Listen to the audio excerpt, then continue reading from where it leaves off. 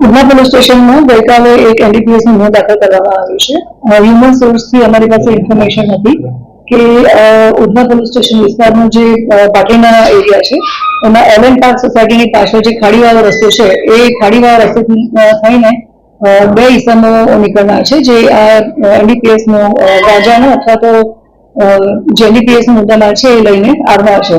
જે ખાડીનો પાછળનો રસ્તો છે ત્યાંથી એમ્ફોર માર્કેટ તરફ બે અજાણ્યા ઇસમો આવતા હતા. આ ઇન્ફોર્મેશનના આધારે પોલીસે કાર્યવાહી કરી બંનેને રાઉન્ડઅપ કર્યા અને જે એમની પાસે મુદ્દામાલ હતો એ ચેક કરતા ગાંજો મળી આવ્યો હતો, જેની કિંમત આશરે 4,62,000 છે અને એ જથ્થો છે 9 કિલો 200 ગ્રામ જેટલો.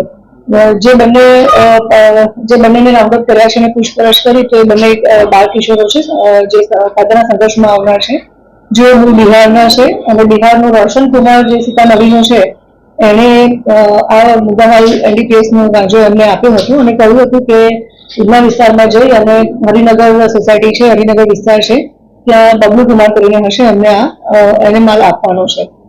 તેઓ બંને સવારે કાલે ટ્રેનમાં બિહારથી જ આવ્યા હતા અને હ્યુમન સોર્સથી જે અમારી પાસે ઇન્ફોર્મેશન હતી એના આધારે આખો કેસ કરી નાખવામાં આવ્યો છે અને કાયદાના સંઘર્ષમાં આવેલા જે બે કિશોર છે એમને પણ અમે આગળની કાર્યવાહી કરી છે અને જે આરોપી બાકી છે એમને પણ અમે અટક કરીશું.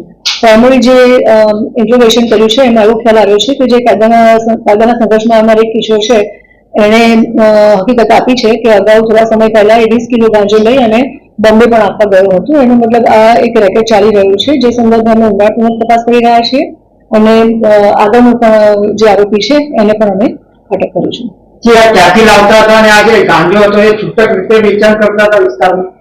મેં હમણાં જ કીધું એ પ્રમાણે જે બંને બાળ કિશોરો છે એમને તો માત્ર કુરિયર તરીકે જ એમનો ઉપયોગ કરવામાં આવ્યો હતો. બિહારથી આવ્યા હતા. બિહારના જે રોશન કુમાર કરીને મોકલનાર છે એણે આ બંનેને કુરિયર તરીકે યુઝ કરી અને ગાંજાના મુદ્દામાલ સાથે અહીંયા સુરતમાં ઉધના ખાતે મોકલ્યા હતા. બબલુ પંચને શું કામ મળ્યું? એ અમે અત્યારે ઇન્વેસ્ટિગેશન અમારું ચાલુ છે. જેવી અમને અપડેટ ઇન્ફોર્મેશન મળે છે અને અમે એના આગળ કાર્યવાહી કરીએ છીએ, આપણે અપડેટ કરીશું.